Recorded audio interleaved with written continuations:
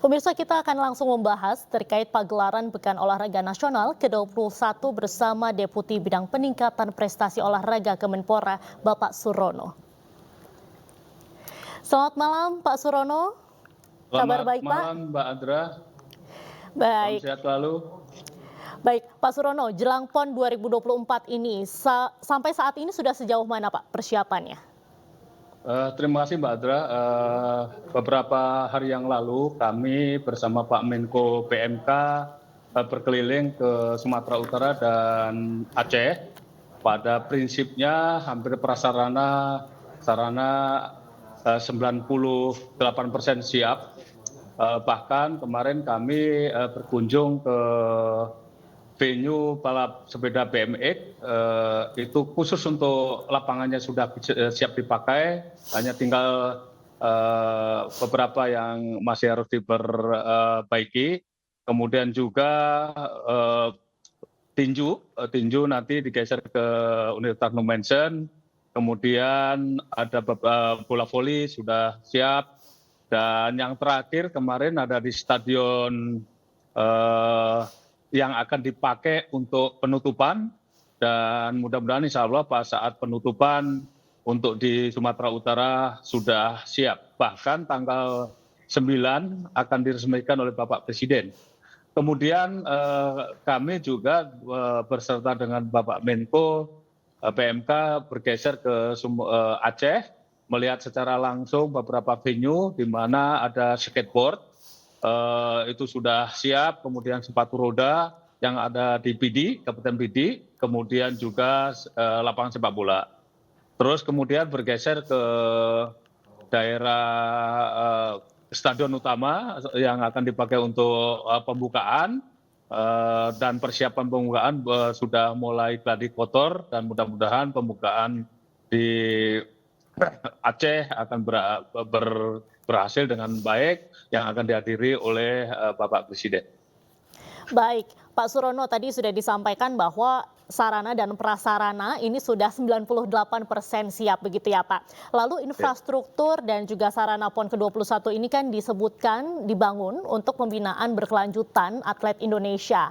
Nah, bisa diceritakan seperti apa nih, Pak, inovasi yang dilakukan dan tujuan ke depannya seperti apa? Jadi kami dari Kementerian Pemuda Olahraga akan mengoptimalkan prasarana dan sarana yang ada di setiap provinsi, khususnya bekas yang dipakai untuk PON. Beberapa contoh misalnya nanti Aceh dan Sumut kita ada program namanya Pusat Pendidikan Olahraga Pelajar PPLP, PPLPD, kemudian sekolah khusus olahragawan, dan sekolah dan pembinaan atlet potensial usia muda. Itulah yang akan kita nanti pembinaan yang ada di Sumatera Utara dan Aceh yang akan kita isi di sana. Yang cabang-cabang olahraga unggulan disesuaikan dengan cabang olahraga yang ada di Sumatera Utara dan Aceh. Tadi aku bilangnya 21. Baik. Kemudian juga ada beberapa, misalnya Aceh di situ ada angkat besi, kemudian ada panjat tebing. Itulah nanti akan kita optimalkan prasarana yang ada dan sarana yang ada, baik untuk pembinaan jangka panjang junior yang akan kita persiapkan untuk sasaran target utamanya adalah untuk Olimpiade. Dan itu juga akan kita bina di Sumatera Utara maupun di Aceh. Baik, Pak Surono, kalau misalnya kita lihat di tahun ini, PON 2024 atau yang PON ke-21 ini kan diadakan di 2 tempat. Tidak seperti tahun lalu yang diadakan hanya di Papua. Khusus tahun ini apa tantangannya, Pak? Dan adakah persiapan khusus menjelang PON pada tahun ini?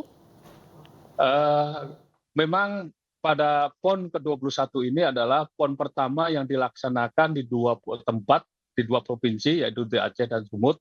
Itu memang sangat kompleks karena memang pertandingan cabang olahraga yang dilombakan di pertandingan adalah 65 cabang olahraga dan 11 eksebisi. Ini sangat luar biasa menguras prasarana, tenaga, dan pikiran, tetapi dengan semangat gotong royong, elaborasi, kolaborasi, dan saling bekerja sama, itu permasalahan-permasalahan yang ada baik di Sumut maupun di Aceh, ada beberapa yang ada permasalahan itu segera diselesaikan.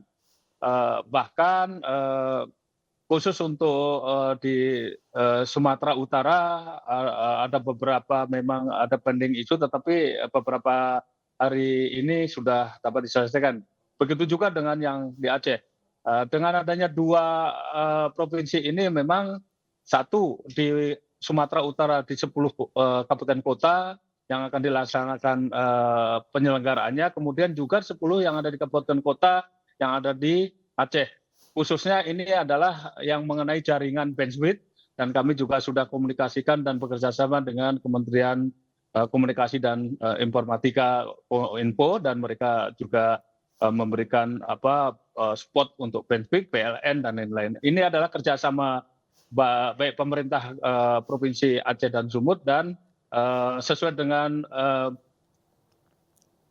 Kepres nomor 24 tahun 2024 tentang Satuan Tugas Pengamanan Penyelenggaraan Pekan Olahraga Nasional tahun 2024 ke 21 ini, memang kita bekerja sama dan kolaborasi dengan KL-KL yang lain untuk bisa mengawal pelaksanaan PON menjadi sukses.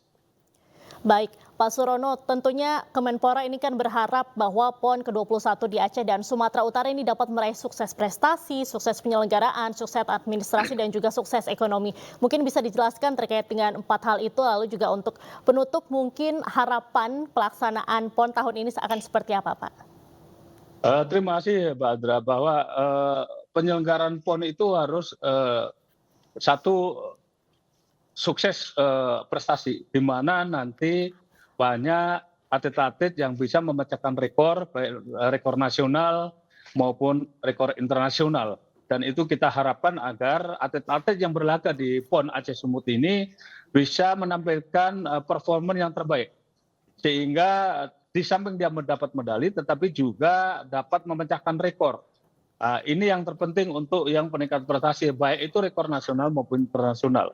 Kemudian juga masalah sukses ekonomi kerakyatan, di mana Aceh Sumut ini kan didatangi oleh 38 provinsi, hampir semua pasti berbondong-bondong untuk bisa merasakan kuliner, terus hasil-hasil kerajinan yang ada di Aceh maupun Sumut, sehingga perputaran UMKM itu bisa berjalan dengan baik, ekonomi kerakyatan yang ada di Aceh maupun Sumut itu bisa bergerak, bergairah. Bahkan kalau kita melihat survei, itu hampir 1 triliun lebih perputaran selama, contoh misalnya selama PON di Papua, itu hampir 1 triliun lebih untuk perputaran UMKM.